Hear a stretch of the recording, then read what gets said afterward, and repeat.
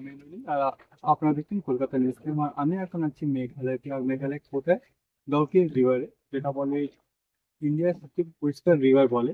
বা এখন তুমি দেখতেই পাচ্ছ কত পরিষ্কার নোংরা। রিজন বৃষ্টির জন্য। দাদার সাথে কথা বলছিলাম, তোমার দাদা বলছিল কি এটা সেপ্টেম্বর থেকে নভেম্বর থেকে পরিষ্কার হতো। একবার দাদা থেকে জিজ্ঞাসা করি, ये यहाँ साफ कब रहता है? दिखता है क्या?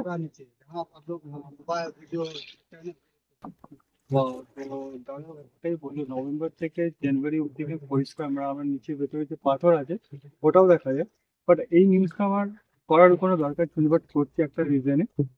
অনেকজন আছে যারা সিজন জানে না, টাইমিং জানে না কখন ঘুরতে আসবে।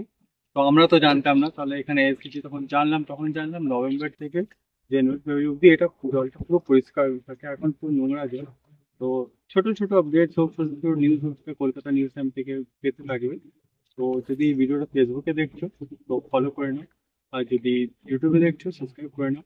আর যদি ওটিটিতে দেখছো তো সাবস্ক্রাইব করে রেখো। দেখা হচ্ছে আবার নতুন ভিডিও।